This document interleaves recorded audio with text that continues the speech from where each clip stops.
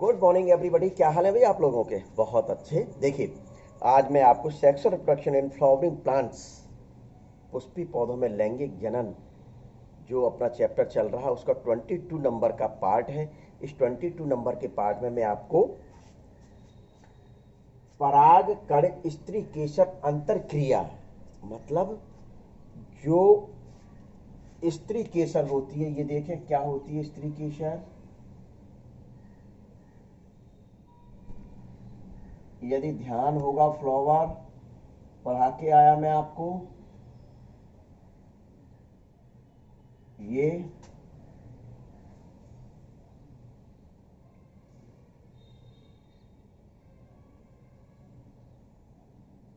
ये आपको पता ही है क्या कहलाता है, एंथर। यदि ध्यान आ रहा हो तो थोड़ा सा, ये इसको क्या कहा जाता था, फिलामेंट यानी तंतु, और इसको पराग कोश, और ये वाला भाग ओवरी यानी अंडा शय, और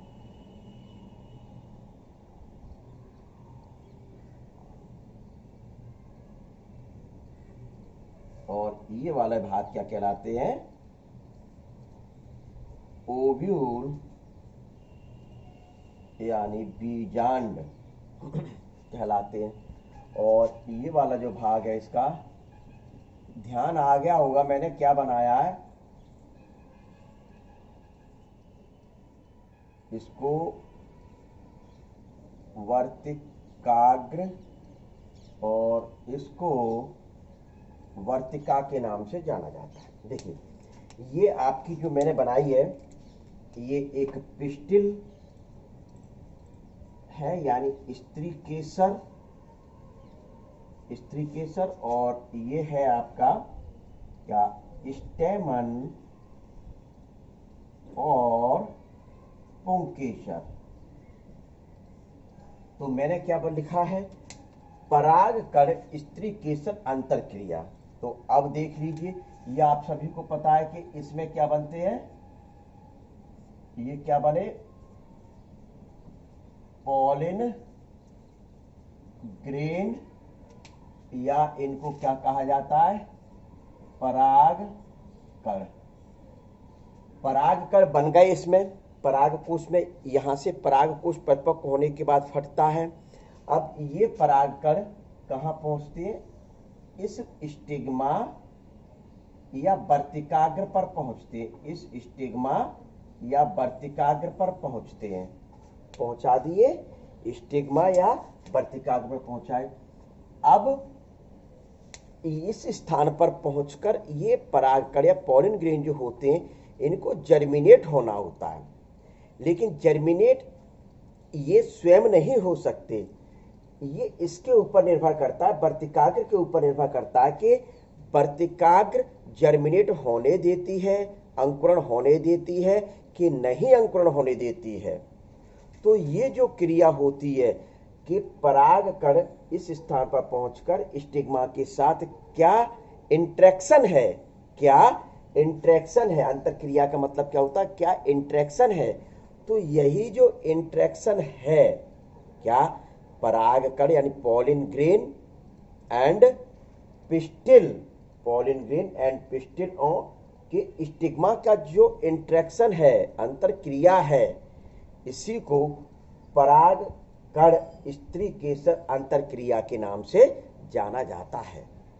अब कैसे जानते हैं कि ये तो क्लियर है कि उसी जाति के हों, मतलब सेम स्पीसीज और डिफर स्पीसीज के स्टिग्मा पर पॉलिन ग्रेन पहुंच सकते हैं। भाई, पहुंचने की क्रिया को यहाँ पॉलिनेशन या परागण कहा जाता है। क्या, पहुंचने की क्रिया को यहाँ पॉलिनेशन या परागण के नाम से जाना जाता है। तो परागण हो गया। अब यदि उसी जाति का परागकण उस स्टिग्मा पर पहुंचा है, उसी जाति का, विशेष ध्यान रखिए, उसी जाति का यानी सेम स्पीसीज के पॉलिन ग्रेन यदि इस स्टिग्मा पर पहुंचे हैं, तो वह स्टिग्मा तो वह स्टिग्मा जर्मिनेट होने देगी उस पॉलिन ग्रेन को, वह स्टिग्मा जर्मिनेट होने देगी उस पॉलिन ग्रेन को। तो उस क्रिया को क्या नाम दिया गया? निषेक जन्यता कहा गया। उस क्रिया को क्या कहा गया? निषेक जन्यता, यानी कॉम्पैटिबिलिटी कहा गया। क्या कहा गया? यदि वह वर्तिकाग्र या स्टिग्मा स्वयं की जाति के पॉलिन ग्रेन को जर्मिनेट होना संभव है तो उस क्रिया को निषेक जन्यता या कॉम्पैटिबिलिटी कहा जाता है। यानी वर्तिकाग्र ने या स्टिग्मा ने उन पॉलिन ग्रेन को अंकुरण करने दिया, उन पॉलिन ग्रेन को जर्मिनेट करने दिया, तो जर्मिनेट करने की जो क्रिया होती है वही क्रिया निषेक जन्यता कहलाती है, यानी कॉम्पैटिबिलिटी कहलाती है। अब स्वाभाविक है कि जर्मिनेट हुए तो क्या होंगे कि यहां से एक पॉलिन ट्यूब निकलेगी। भाई जर्मिनेशन का मतलब क्या? पॉलिन ट्यूब का निकलना। तो ये पॉलिन ट्यूब निकल रही है, पॉलिन ट्यूब, यानी पॉलिन ट्यूब, यह ध्यान रख लें। तो इस पॉलिन ट्यूब में क्या पाए जा रहे हैं भाई? मतलब ये जो पॉलिन ग्रेन होते, पॉलिन ग्रेन एक तरीके से आप और हम लोग क्या कह सकते हैं? मेल गैमेट्स कह सकते हैं। क्या मेल गैमेट का ये कहा जा सकता है? यानी कि पॉलिन ग्रेन में मेल गैमेट्स होते हैं। तो ये मेल गैमेट्स इसके अंदर जा रहे हैं, यहाँ से पॉलिन ट्यूब आगे बढ़ती चली जा रही है, मेल गैमेट भी आगे बढ़ते चले जा रहे हैं, और ओवरी में पाए जाने वाले जो बीजांड होते हैं उस बीजांड पर मुख्य रूप से क्या पाया जाता है? उस बीजांड के अंदर एग सेल या अंडा पाया जाता है, उसको फर्टिलाइज करता है, और फर्टिलाइज करने के फलस्वरूप जायगोट, और जायगोट के फलस्वरूप क्या बनती है? स्ट्रक्चर। जायगोट के फलस्वरूप क्या बनती है? एम्ब्रियो बनता है। तो ये क्रिया तो एक सेल्फ स्पीसीज में, मतलब जो स्वयं की जाति है उसी के लिए संभव है। लेकिन कभी कभार क्या होता है कि अंकुरण तो हो गया, जर्मिनेट तो हो गया, पॉलिन ग्रेन जर्मिनेट तो हो गया, लेकिन किसी बाह्य कारक या अन्य कारण से मुख्य रूप से वह एग को फर्टिलाइज ना कर सके। यदि ये भिन्न जाति के जीवों में ऐसा हो रहा है, भिन्न जाति के पौधों के साथ ऐसा हो रहा है, तो इसको इंटर स्पेसिफिक इनकॉम्पैटिबिलिटी कहा जाता है, इंटर स्पेसिफिक इनकॉम्पैटिबिलिटी कहा जाता है। और यदि स्वयं की जाति में होता है तो इसको इंट्रा स्पेसिफिक इनकॉम्पैटिबिलिटी कहा जाता है। तो स्वयं की जाति में जो लैंगिक अनिषेक जन्यता पाई जा रही है, जो स्वयं की जाति में जो अनिषेक जन्यता पाई जा रही है, इसी क्रिया को सेल्फ इनकॉम्पैटिबिलिटी कहा जाता है। तो कैसे कहते? देखिए, निषेक जन्यता तो आपके समझ में आ गया होगा कि यहाँ अंकुरण हुआ। क्या हुआ? अंकुरण हुआ, यानी पराग कण की स्टिग्मा पर, दूसरा मैं बताने जा रहा हूं अनिषेक जन्यता को कैसे परिभाषित कर सकते हैं। पराग कण की स्टिग्मा पर अंकुरण की क्षमता ना हो, पराग कण की स्टिग्मा पर अंकुरण की क्षमता ना हो, तो ये क्षमता कब नहीं होगी? जब यह भिन्न जाति का है तो स्टिग्मा उसको अंकुरित नहीं होने देती है, जर्मिनेट नहीं होने देती है। तो यही क्रिया क्या कहलाती है? यही क्रिया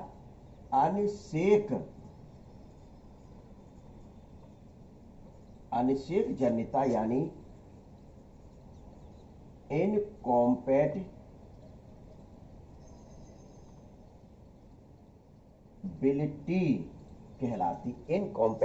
कहलाती है। ये जो इनकॉम्पैटिबिलिटी होती है ये दो प्रकार की होती है। कितने प्रकार की होती है? दो प्रकार की होती है। एक तो इंटर स्पेसिफिक इनकॉम्पैटिबिलिटी, यानी जब दो अलग अलग, जब इसमें क्या होता है, जब दो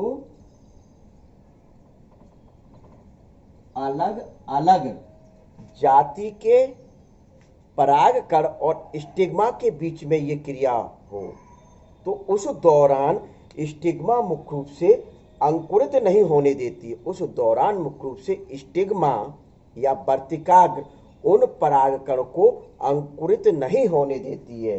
जब दो अलग अलग जाति के परागकण व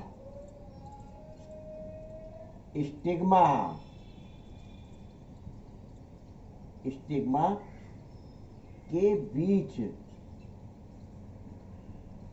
होने वाली अंतरक्रिया को इंटर स्पेसिफिक इनकॉम्पैटिबिलिटी कहते हैं। यानी सीधी सीधी कह दिया गया कि यदि डिफर स्पीसीज का पॉलिन ग्रेन है, डिफर स्पीसीज का पॉलिन ग्रेन है, तो ये तो क्लियर बात है कि वो जो स्टिग्मा है या वर्तिकाग्र है वह जर्मिनेट नहीं होने देगी उस पॉलिन ग्रेन को, जर्मिनेट नहीं होने देगी उस पॉलिन ग्रेन को। तो इसको कहा गया इंटर स्पेसिफिक इनकॉम्पैटिबिलिटी कहा गया। अब भाई कभी कभार कुछ पौधे ऐसे होते हैं, इन सम केस क्या, इन सम केस में क्या बताएं, तो मतलब अनिश्चित जनिता की परिभाषा पहले क्लियर हुई। पहले तो ये आप देख लें, एक बार फिर से देख लें। परागकण की स्टिग्मा पर अंकुरण की क्षमता ना हो तब उसको कहा जाता है, परागकण की स्टिग्मा पर अंकुरण की क्षमता का ना होना क्या कहलाता है, अनिषेक जन्यता कहलाता है। दूसरी भाषा में ये भी कह सकते हैं कि जब स्टिग्मा या वर्तिकाग्र परागकण को अंकुरित ना होने दे, परागकण को अंकुरित ना होने दे, पॉलिन ग्रेन को अंकुरित ना होने दे, तो उस क्रिया को भी अनिषेक जन्यता या इनकॉम्पैटिबिलिटी के नाम से जाना जाता है। इंग्लिश में क्या कह सकते हैं, inability of pollen grain to germinate on a stigma, inability of pollen grain to germinate on a stigma are called incompatibility। तो ये इनकॉम्पेटिबिलिटी, इसमें दो टाइप्स में बताए, इंटर स्पेसिफिक इनकॉम्पेटिबिलिटी यानी जब दो अलग अलग जाति के परागकण और स्टिग्मा के बीच में जो अंतरक्रिया होती है उसी को क्या कहा जाता है, इंटर स्पेसिफिक इनकॉम्पैटिबिलिटी कहा जाता है। अब दूसरा जैसे क्या होता है, ये दूसरा, ये फर्स्ट नंबर था यहाँ, अब ये सेकंड नंबर है, लेकिन स्थान के अभाव के कारण मैं यहाँ लिख रहा हूँ इस जगह मैं इस नंबर को लेकर आ रहा हूँ, ठीक है। ये इस प्लेस पर देखिए, तो क्या होता है, बिल्कुल इस जगह, तो intraspecific incompatibility, intraspecific compatibility कभी कभार मुख्य रूप से क्या देता है, in some plants showing in intraspecific incompatibility, और इसी को कह सकते हैं सेल्फ, इसी को क्या कह सकते हैं, सेल्फ इन कॉम्पैटिबिलिटी, सेल्फ इनकॉम्पैटिबिलिटी।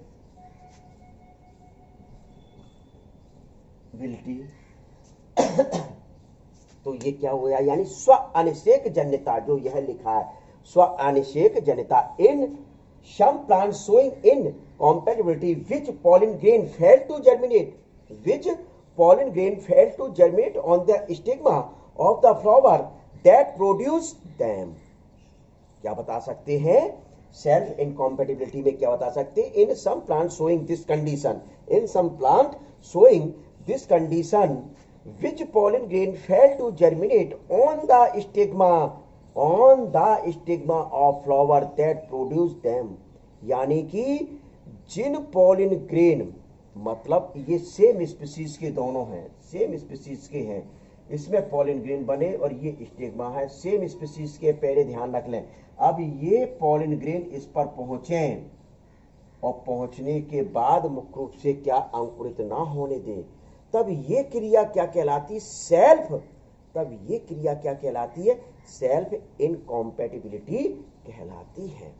यानी कि इंट्रा स्पेसिफिक इनकॉम्पैटिबिलिटी, यानी अंतरा जातीय, यानी कि दो, मतलब एक ही स्वयं की जाति में परागकण और वर्तिकाग्र के बीच होने वाली अंतरक्रिया जिसके फलस्वरूप वर्तिकाग्र स्वयं की जाति के परागकण को अंकुरित नहीं होने दे रहा है, तो वही क्रिया मुख्य रूप से क्या कहलाती है? सेल्फ इनकॉम्पैटिबिलिटी, स्व अनिषेक जन्यता क्या कहलाती है? स्व अनिषेक जन्यता कहलाती है। स्व अनिषेक जन्यता कहलाती है। और स्व अनिषेक जन्यता को चूंकि एक ही स्पीसीज के बीच में हो रही है, इस कारण से इसको क्या कह सकते हैं? इंट्रा स्पेसिफिक इनकॉम्पैटिबिलिटी के नाम से जाना जाता है। क्लियर? तो ये कंडीशन मुख्य रूप से क्या होती है, इसमें आप बता सकते हैं। फिर इसकी जो खोज की थी, इसकी जो सबसे पहले रिकॉर्ड इसको किसने किया था? फर्स्ट टाइम जो रिकॉर्ड करने वाले साइंटिस्ट था कॉल रिचर। कौन से साइंटिस्ट थे? कॉल रिचर साइंटिस्ट थे। इन्होंने मुख्य रूप से 18वीं सेंचुरी में, कौन से साइंटिस्ट थे? कॉल रिचर साइंटिस्ट थे।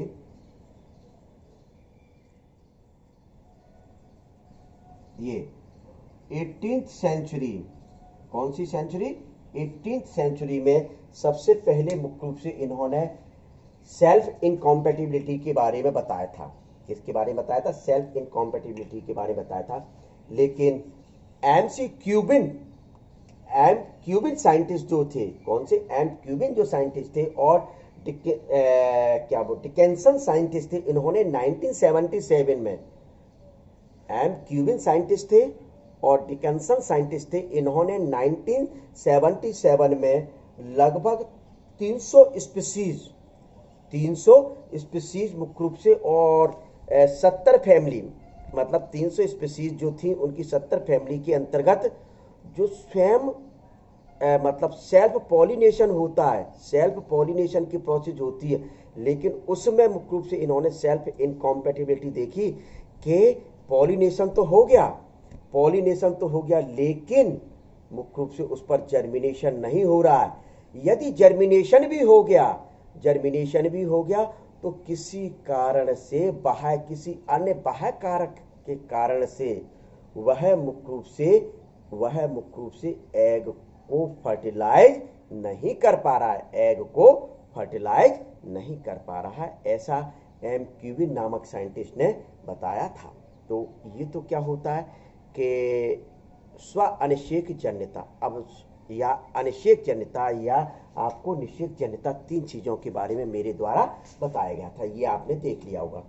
तो अब इसके बाद जो मुख्य रूप से आता है कि अनिषेक जन्यता को किस प्रकार से समाप्त किया जा सकता है, अनिषेक जन्यता को किस प्रकार से समाप्त किया जा सकता है, तो ये देखिए।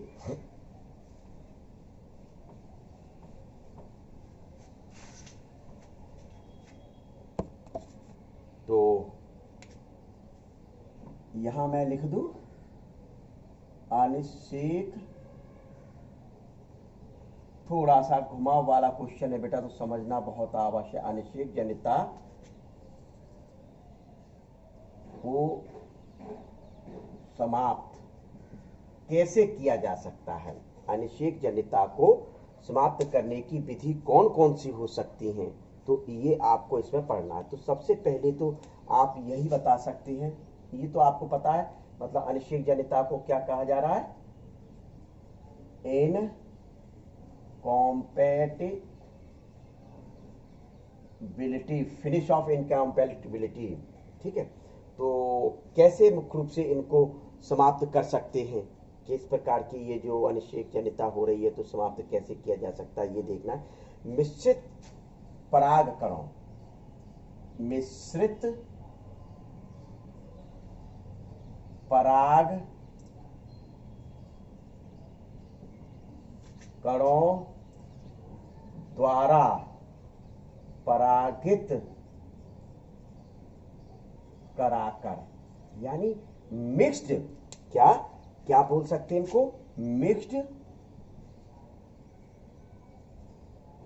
पॉलिन ग्रेन, क्या मिक्स्ड पॉलिन ग्रेन के द्वारा यदि पॉलिनेशन कराया जाए, क्या मिक्स्ड पॉलिन ग्रेन के द्वारा यदि पॉलिनेशन कराया जाए तो इनकॉम्पैटिबिलिटी को समाप्त किया जा सकता है, क्या समाप्त किया जा सकता है। दूसरा पॉइंट क्या बता सकते हैं, कलिका अवस्था में परागण कराकर, यदि वह फ्लावर पूर्ण रूप से मैच्योर नहीं हुआ है, बड के रूप में पाया जा रहा है, कलिका के रूप में पाया जा रहा है, बड के रूप में पाया जा रहा है, कलिका के रूप में पाया जा रहा है, यदि हम कलिका के रूप में ही उसको क्या करा दें, किसी पराग कण द्वारा पॉलिन ग्रेन द्वारा पॉलिनेट करा दें तो मुख्य रूप से क्या इनकॉम्पैटिबिलिटी को समाप्त किया जा सकता है। तीसरा आप क्या बता सकते हैं, स्टिग्मा या वर्तिकाग्र को काटकर, भाई स्टिग्मा जर्मिनेट नहीं होने दे रही है, भाई स्टिग्मा ही तो जर्मिनेट नहीं होने दे रही, तो उस स्थिति में क्या किया जाए, उस स्टिग्मा को काट दिया जाए और उसके ऊपर मुख्य रूप से, यानी अब स्टाइल बची, अब क्या बचा, वर्तिका भाग पर बचा, तो जब स्टिग्मा को काटेंगे तो वर्तिका भाग जो बचे तो उस वर्तिका पर अपन क्या छिड़काव कर दें, पॉलिन ग्रेन को पहुंचा दें, उस पॉलिन ग्रेन को पहुंचा दें, परागकण को पहुंचा दें, तो आप इनकॉम्पैटिबिलिटी को समाप्त आसानी से कर सकते हैं। फोर्थ नंबर का पॉइंट क्या बता सकते हैं, स्टिग्मा और स्टाइल यानी वर्तिका दोनों को काटकर, क्या दोनों को काटकर, तो अब शेष कौन सा भाग बचा, अब शेष भाग बचा ओवरी वाला, अंडाशय वाला, क्या तो अंडाशय वाले भाग पर, ओवरी वाले भाग पर पॉलिन ग्रेन पहुंचा कर इनकॉम्पैटिबिलिटी को समाप्त किया जा सकता है, ये बता सकते हैं। पांचवा पॉइंट क्या बता सकते हैं, स्टिग्मा को हटा दो, स्टाइल को हटा दो, क्या और ओवरी वाले भाग को हटा दिया जाए, लेकिन बीजांड को नहीं।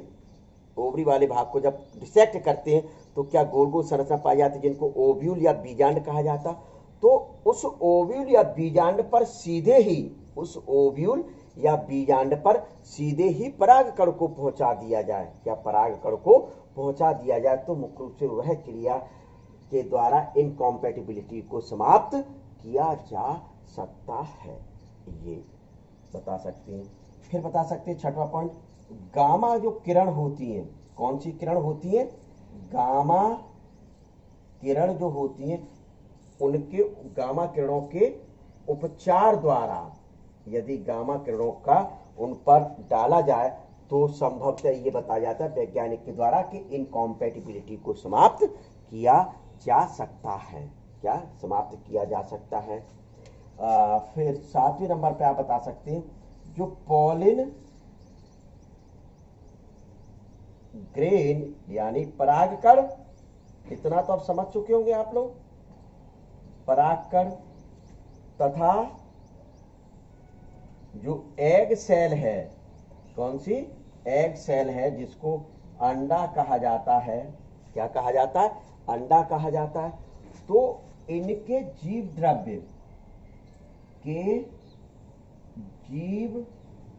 द्रव्य संकरण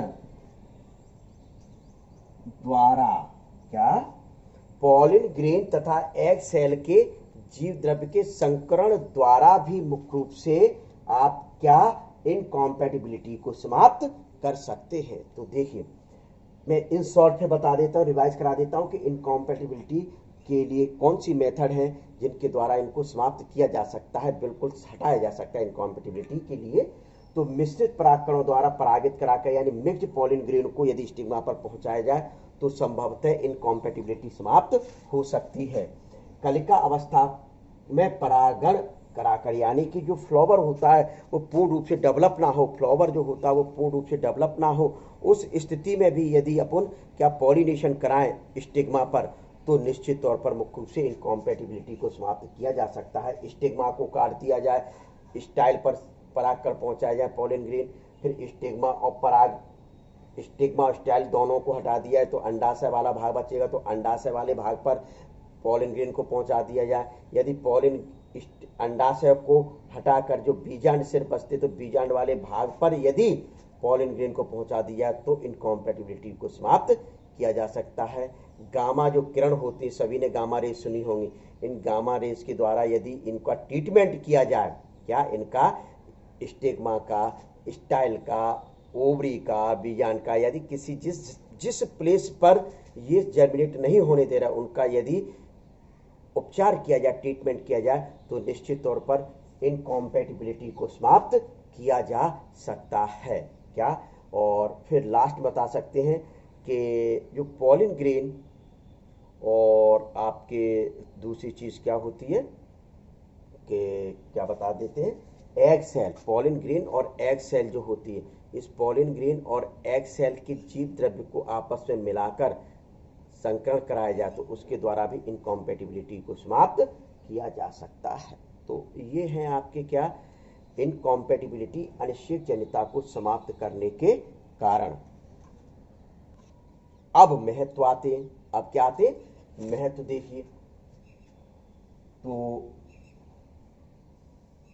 इसके क्या महत्व होते हैं ये आपको देखना। देखिए पहले तो हटा रहे हैं, हटाने की मेथड देखी, तो अब इनके क्या महत्व बता सकते हैं, यानी कि यहां आप स्व अनिश्चित जनिता लिखते तो और अच्छा रहेगा, सेल्फ इनकॉम्पैटिबिलिटी। तो सेल्फ इनकॉम्पैटिबिलिटी का महत्व, इंपोर्टेंस ऑफ सेल्फ इनकॉम्पैटिबिलिटी। तो देखिए प्रकृति में आप क्या बता सकते हैं, फर्स्ट नंबर, प्रकृति में जो इन ब्रीडिंग और आउट ब्रीडिंग, क्या, प्रकृति में जो इन ब्रीडिंग और आउट ब्रीडिंग की प्रक्रिया जो होती है वह अनिश्चित जनिता के कारण ही होती है। देखिए समझ लीजिए, इन प्रकृति नेचर में जो इन ब्रीडिंग और आउट ब्रीडिंग हो रही है वो किसके द्वारा हो रही है, इसी अनिश्चित जनिता के कारण। तो क्या लिख सकते हैं, प्रकृति में